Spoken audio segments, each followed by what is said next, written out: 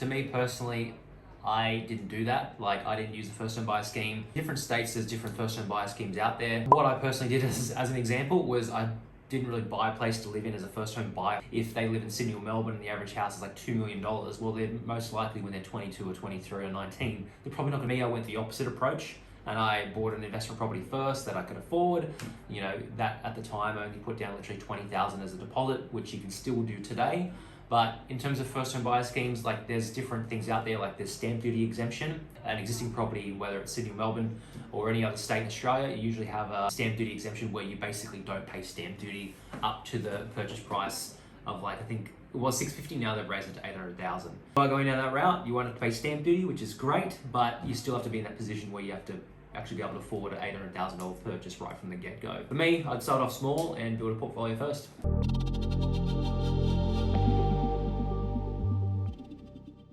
The three keys for me with buying any particular property is always buying property that is first under market value. So it's got to be under what it's actually worth. And to me, it's possible to get properties that are actually under what they're worth. Like, as an example, I find there's always two reasons behind getting a property for under what it's worth. It's always due to a time constraint for a seller and an accessibility issue. So if a seller, they've only hypothetically got 30 to 40 days to sell a property, that causes time constraint, and there's a time constraint there. And if it's hard to access that property, maybe the property's got an existing tenant in place, then essentially it's going to be hard to sell the property. And if the property would normally sell for 500 to 550, essentially you might be able to pick it up because it's an urgent distress sale, bank repo, whatever it is, you might be able to pick it up at 460, and it should, at that time, it might be worth 500 to 550. So under market value is always number one. It's not easy to do. You really got to build up your knowledge and educate yourself by reading property investment books. This book over here that I've got, which can obviously teach you all about it, 30 Properties Before 30, so you can check it out. You get that for free.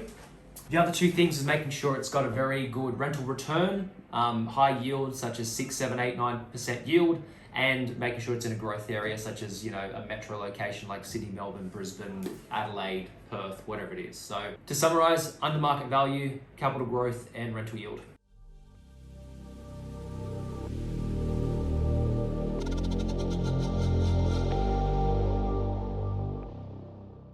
Many things of what would make a property not worth investing in. I would say, to me personally, if it doesn't tick the three key formula, which you've probably heard before, which is if it's not actually under what it's worth, as an example. So like, I never pay market price for a property. I'd always want to get it where there's actually equity on the way into it, because it's like when you want anything, you want to get something. Like, people only spend money when they see value in something. So if something, it costs $50, they're spending $50 because it's giving them the feeling they get by buying it is actually worth more than $50. That's the value outweighs the monetary, exchange. I wouldn't buy a property if it was actually, market value. I'd have to get something, hypothetically, I'm buying something for 350,000. To me, it's got to be already worth, 400,000 to 420. Because if I can make 50 to 70 grand on the way into it, well, then I can use that equity to buy another property and have that monopoly effect, domino effect, and keep rolling forward from there. So it's got to be on the market value.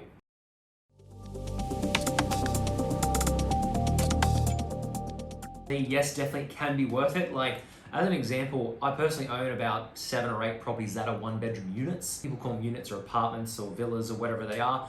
As an example, I bought ones recently in Perth, and some of them were in very affluent, good locations, which houses in that same area would cost like $2, $3, $4, $5 million. But I picked up a 1-bedroom unit in one of the most affluent, suburbs in Perth, near the beach, 5 kilometers to the city. Paid $210,000 for it. It was 1 bed, 1 bath, 1 car space. I do prefer if they're in a small block, because if you're buying a property like a unit, as an example, if it's in a small block, the one I bought was only in a block of 10. And the block actually sat on 2,500 square meters of land. So it was a small block, but it was on a big amount of land. And if you got 10 in a block and it's on 2,500 square meters of land, that means technically you own 1/10 of 2,500 square meters of land. So with that property that I bought for 210, technically I own 250,000 of land in that particular area. Now, land in that area is very expensive, because houses normally go for 3 to 4 million. So the land content that I technically got, which most people don't think about it that way, was actually even more than what the property was worth. So paid $210 for it, rented it out for $380 a week, which is a huge return.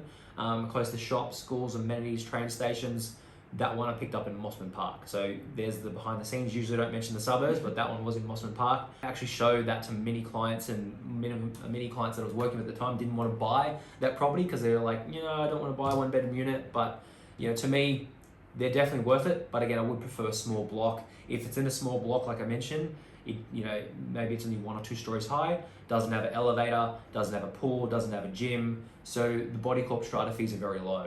But if you buy in a big high rise, they can be very expensive. So I would stick to something that's more low maintenance, and that way your costs are more manageable, and that extra fees don't eat into your profits.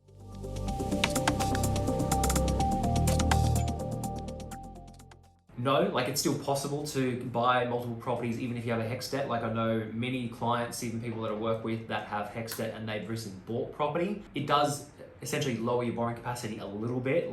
If a person, hypothetically, let's say they got 50,000 in HECS debt as an example, it'll just reduce their borrowing power. So hypothetically, if that person, depending on what age and what their income is at the time, of course, it varies, but if they could originally borrow without the HECS debt, let's say 400,000, and they've got a 50K HECS debt, it might drop their borrowing capacity from 400,000 to 300,000 as an example. So it's still possible. I know people that have personally had HECS debt and they've literally built a portfolio of 1 to 7 or 8 properties while they've still had that HECS debt. It's very similar to I never went to uni or anything like that, but I did have a personal loan, 2 credit cards between the stages of property 3 and property 7.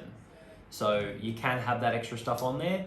I always, if it was me, I'd still, if you had savings and you think about either paying off the HECS debt or actually buying an investment property and leaving the HECS debt, I would do the second one. I would basically put the savings, buy a property, because the HECS debt will gradually be chipped at down the way. But if you buy a property right now, and if you buy it 50,000 under what it's worth, well then you're making 50K right now, and the property's going to actually go up in value. Whereas if you pay off the HECS debt, you're not using the power of leverage. So definitely possible.